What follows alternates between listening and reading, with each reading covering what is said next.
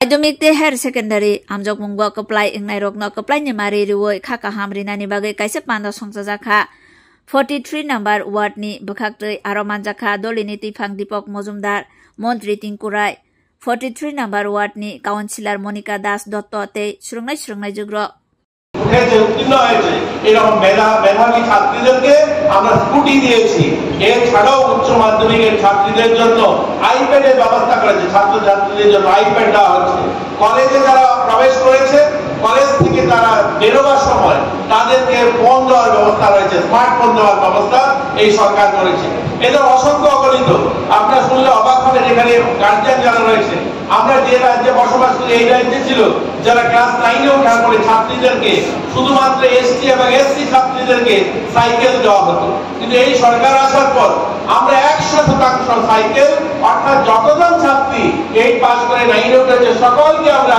Cycle দিয়েছি অর্থাৎ প্রত্যেক বছর আমরা প্রায় 25,000 ছাত্রীদেরকে এই সাইকেল দেওয়ার ব্যবস্থা করা হয়েছে এই সরকার সুপার 30 সরকারের সুপার 30 একটা স্কিম নিয়ে আসা হয়েছে অর্থাৎ টপার যারা একদম 12 এর যারা 30 জন বাছাই করা ছাত্র যারা তাদের জন্য এই স্কিম নেওয়া হয়েছে এবং তার মাধ্যমে এই বছর অর্থাৎ 2024 এ যারা টপার 30 হয়েছিল এই 2025 সালে তাদের মধ্যে মোট 27 জন সিলেকশন পেয়েছে 6 জন আইআইটি তে অর্থাৎ গভর্নমেন্ট খরচায় আইআইটি তে 6 জন ছাত্রকে এডমিশন করা হয়েছে 12 জন এমবিবিএস ডাক্তারি পড়ছে গভর্নমেন্ট খরচা গভর্নমেন্ট ব্যবস্থাপনায় এবং 9 জন এনআইটি তে ভর্তি হয়েছে 27 জন গভর্নমেন্ট স্কিমে এই ধরনের আরো অনেক স্কিম রয়েছে পড়াশোনার পাশাপাশি নিজেদেরকে সুস্থ রাখতে হবে আমাদের সরকার একদিকে যেমন শিক্ষা ক্ষেত্রে উন্নয়নের কাজ করছে আরেকদিকে পড়াশোনার পাশাপাশি আমাকে নিজেকেও সুস্থ রাখতে হবে তার জন্য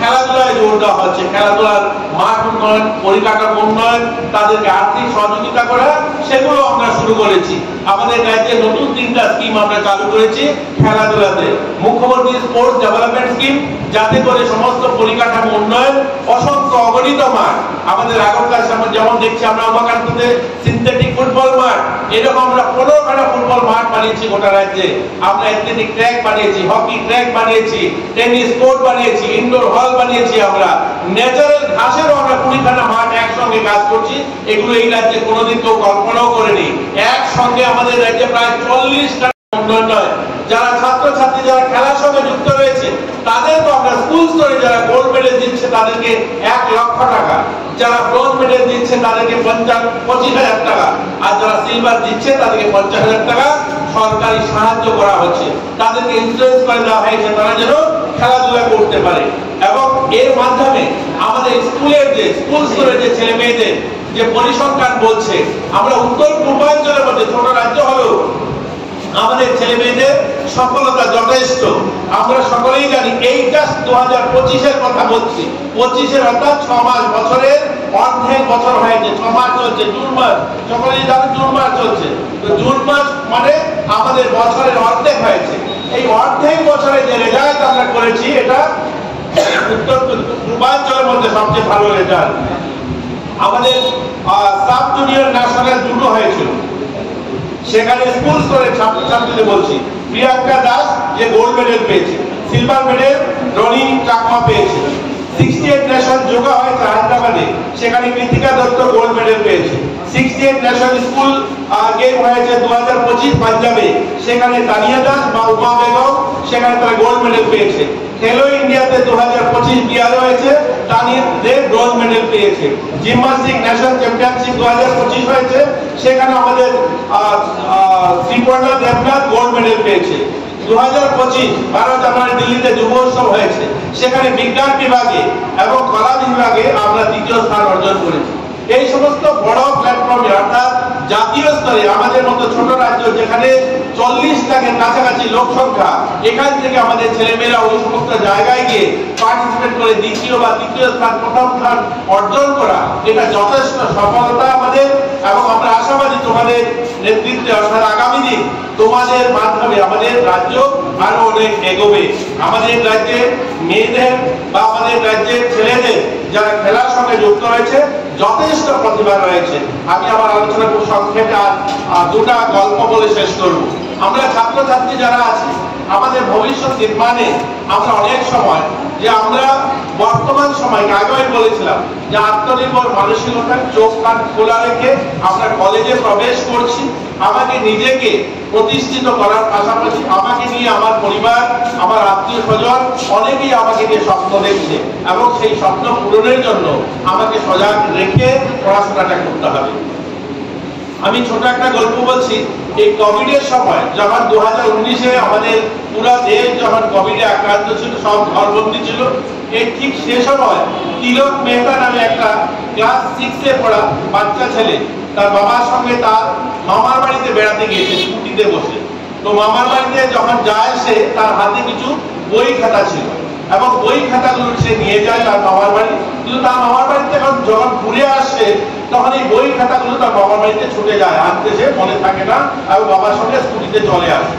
বাড়িতে আসার পর তার মনে হলো যে এই বই খাতাগুলো তার চাই, কয়েকদিনের মধ্যে তার পরীক্ষা আছে এবং সেই পরীক্ষার জন্য এই বই খাতাগুলো খুব জরুরি, তাকে এক্ষুনি তাকে সেগুলো চাই।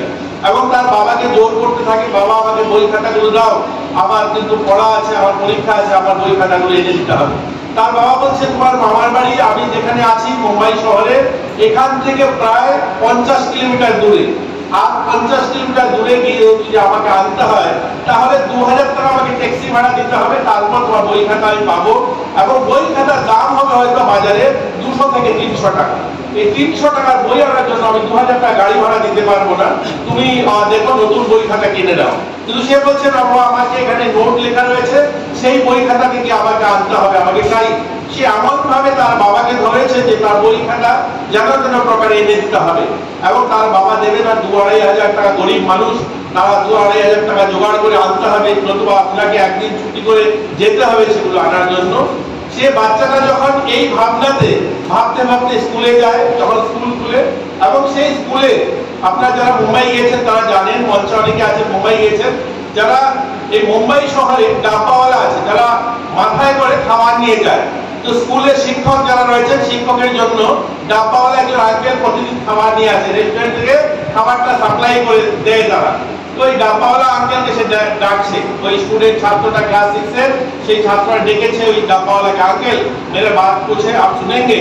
তো আঙ্কেল রোজ দেখে বাচ্চা ছেলেটাকে যখন ডেকেছে সে আসার পর জিজ্ঞাসা করে, বলো क्या हुआ? बोले अंकल मैंने कुछ प्लान किया है, मैं एक बिजनेस सेटअप करना चाहता हूँ। बोले क्या करना चाहते हो? बोले मेरा स्कूल में जितना स्टूडेंट है इनका जो कॉपी खरीदता, मतलब ওই যে কাগজ কলম বা বই কেনে, এই কাগজ কলম বইগুলো কিনতে গিয়ে বইয়ের মার্কেট, যেমন আমাদের আগরতলা কোথায় বইয়ের মার্কেট, ওরিয়েন্ট চৌমুনিতে বইয়ের মার্কেট, আমাদেরকে প্রতাপগড় থেকে যেতে কত লাগবে? 100 টাকা লাগবে, যেতে আসতে সেখানে অটো ভাড়া দিতে হবে। এইরকম মুম্বাই শহর বিশাল শহর, যেখানে বইয়ের মার্কেট, ওই বইয়ের মার্কেটে যেতে 400-500 টাকা গাড়ি ভাড়া দিতে হবে। যেখানে 200 লোক কাজ করে এবং ভারতের আমাদের রাষ্ট্রপতি ভবনে তাকে প্রধানমন্ত্রী সহ সকলে দাঁড়িয়ে করতালি দিয়ে তাকে সম্মাননা জানিয়েছে। এরকম একটা ইনোভেটিভ আইডিয়া, এরকম একটা তার ভাবনা যে নিজেকে প্রতিষ্ঠিত করেনি, অনেক মানুষকে সে প্রতিষ্ঠিত করেছে এবং আমাদেরকে শিখিয়েছে যে আমার যদি লক্ষ্য থাকে, আমি যদি কিছু করার প্রয়াস থাকে, তাহলে আমাকে কোনো অবস্থায় আটকাতে পারে না।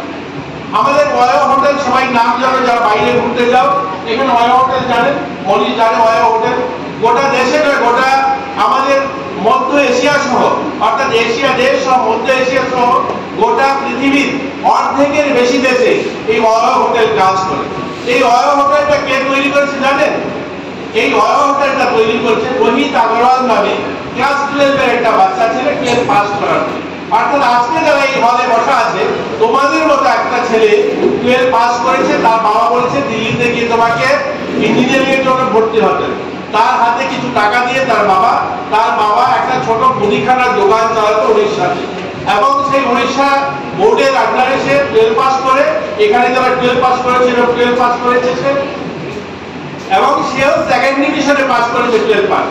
এবং সেই ছেলেটাকে তার বাবা কিছু টাকা দিয়ে বলেছে তুমি দিল্লি যাও, দিল্লি গিয়ে কলেজ খোঁজ করো এবং সেখানে নিয়ে অ্যাডমিশন নাও তুমি। এবং সে দিল্লিতে যায়, নিউ দিল্লি রেল স্টেশনে নামে সেখানে, এবং রেল স্টেশনে নামার পর পর প্রথম যে কাজটা কি হবে, প্রথম কাজটা হলো একটা হোটেল খুঁজে, সে হোটেলে থাকতে হবে, তারপর কলেজ খুঁজবে। তো সে একটা হোটেলে উঠে এবং হোটেলে গিয়ে জিজ্ঞাসা করে হোটেলের রুম ভাড়া কত। বলছে হোটেলের রুম ভাড়া 2000 টাকা। বলে রুমটা দেখাবেন? তখন রুম দেখতে গিয়েছে, যখন রুমে দেখতে ঢুকেছে দেখছে যে পিলো কভারটা খুব নোংরা, বেডশিটটা ময়লা এবং রুমের যে ক্লিননেস মোটেই নেই, টয়লেট বাথরুম থেকে দুর্গন্ধ বেরোচ্ছে। এরকম একটা রুমের ভাড়া বলছে 2000 টাকা। সে সেখান থেকে বেরিয়ে আরেকটা ভালো হোটেল, রিক্সাওয়ালাকে বলছে আমাকে একটু ভালো হোটেলে নিয়ে চলো। তারপর একটা ভালো হোটেলে গেল এবং সেখানে ভালো হোটেলে গিয়ে যখন রুম ভাড়া জিজ্ঞাসা করলো, বললো আমাদের এখানে ভালো রুম আছে, 5000 টাকা লাগবে। সে হোটেলে ঢুকলো, সে রুমে প্রবেশ করার পরে দেখলো যে 2000 টাকার রুমটা ছিল ঠিক সমান সাইজের ওই 5000 টাকার হোটেলের রুমটাও। সেখানে ব্যস্তমটা কি, সেখানে দেখলো বেডশিটটা একদম নতুন লাগানো আছে, ধবধবে, পিলো কভারটা ধবধবে, একটা ফুলদানি রয়েছে, রুম ফ্রেশনেস দেওয়া আছে এবং টয়লেট বাথরুম ক্লিন। সে সেই হোটেলের রুমে বসে একটা কাগজে নোট করলো ওই বেডশিটটার দাম কত হবে। দেখলো বেডশিটটার দাম 300 টাকা, পিলো কভার কত 200 টাকা, 500 টাকা, ফুলদানিটা কত 300 টাকা, 800 টাকা, রুম ক্লিননেস করার জন্য হারপিক কত 200 টাকা। দেখলো 1000 টাকার জিনিস ওই 2000 টাকা যে রুম যে ভাড়া ছিল তার থেকে 1000 টাকা জিনিস বেশি লাগিয়েছে, ভাড়া নিচ্ছে 5000 টাকা। সে সেখান থেকে বেরিয়ে একটা পিসিওতে ঢুকে তার বাবাকে বলে তুমি আমার জন্য 30,000 টাকা পাঠাও, আমি একটা বিজনেস করবো। কি বিজনেস করবে তুমি? সেখানে পড়তে গিয়েছো, তোমাকে বলেছি ইঞ্জিনিয়ারিং কলেজে এডমিশন নেওয়ার জন্য। বলে বাবা এডমিশনের 1 মাস সময় আছে, আমি 1 মাস পর এডমিশন নেব, কিন্তু আমাকে তুমি 30,000 টাকা পাঠাও, আমি একটা কিছু করতে চাই। বলে কি করবে তুমি? বলে আমি ব্যবসা করবো। মানে কোনো অবস্থায় মানছে না সে এবং তার বাবাকে জোর করে সেই 30,000 টাকা আনা। এই 30,000 টাকা নিয়ে প্রথম যে 2000 টাকা হোটেলে সে গিয়েছিল, ওই হোটেল মালিককে বলছে আপনার হোটেলে কটা রুম আছে? বলছে আমার হোটেলে 10টা রুম আছে। বলে এই 10টা রুম রোজ আপনি কাস্টমার পান? বলে না, আমি রোজ তো কাস্টমার পাই না। বলে আমি যদি প্রতিদিন কাস্টমার নিয়ে আসি তাহলে আপনি আমাকে কি দেবেন? বলে তাহলে তুমি আমাকে 1500 টাকা করে ভাড়া দিয়ে দিও আর 2000 টাকা তুমি ভাড়া করে 500 টাকা তুমি নিয়ে নাও। বলে ঠিক আছে, আমি যতই ভাড়া দেই না কেন আপনি 1500 টাকা করে প্রতিদিন এই 10টা রুমের ভাড়া পাবেন। সে সঙ্গে সঙ্গে বাজারে যায় এবং এই 10টা রুমের জন্য ওই 10,000 টাকার জিনিস কিনে আনে এবং রুমগুলোকে সাজিয়ে তুলে এবং সে রেল স্টেশনে দাঁড়িয়ে সবাইকে ডাকতে শুরু করে যে হোটেলের রুম চাই, হোটেলের রুম চাই এবং কাস্টমার ধরে ধরে 3000 টাকা করে রুমগুলো দিতে শুরু করে। অর্থাৎ 5000 টাকা রুমের যে ভাড়া স্ট্যান্ডার্ডটা সে 3000 টাকায় দিতে শুরু করে। এই তার জীবনযাত্রা শুরু হয়। এই জীবনযাত্রা কবে শুরু হয়েছে? 2011 সালে 12 পাস করা রোহিত আগরওয়াল আমাদের ভারতবর্ষের উড়িষ্যা শহরের ছেলে। 2011 সালে শুরু করেছে অয়ো হোটেল কোম্পানি শুরু হয়েছে এবং সেই অয়ো হোটেল আজকের দিনে দাঁড়িয়ে 6,500 কোটি টাকার কোম্পানি। কত? 6,500 কোটি টাকা। ইমাজিন করছেন, রিয়েলাইজ করতে পারছেন বাচ্চারা? 6,500 কোটি টাকার কোম্পানি আর পৃথিবীর সবচেয়ে বড় hotel chain company OYO group. আপনি দিল্লি যান, মুম্বাই যান, ব্যাঙ্গালোর যান, চায়না যান, ভিয়েতনাম যান, যেখানে যাবেন সেখানে অয়ো হোটেল পাবেন। কে দাঁড় করিয়েছে? এই ভারতেরই ছেলে, যার বয়স আজকের দিনে 30 বছর। এখন সে বিজনেস ম্যানেজমেন্ট নিয়ে পড়ছে। পড়াশোনা বাদ দেয়নি, ওই পড়াশোনার সঙ্গেই এত বড় একটা বিশাল বিজনেস দাঁড় করিয়ে দিয়েছে। আজ ভারতের নয়, গোটা পৃথিবীর সবচেয়ে কম বয়সী সবচেয়ে বড় ক্যাপিটালিস্ট, যার ভ্যালু 6,500 কোটি টাকা। প্রতি বছর তার রোজগার কত জানেন? প্রতি বছর তার রোজগার 300 কোটি টাকা। এর জন্য আমাদের লক্ষ্য স্থির করতে হবে, আমাদের গন্তব্য স্থান স্থির করতে হবে, কি করতে চাই। আর 1 মিনিটের একটা গল্প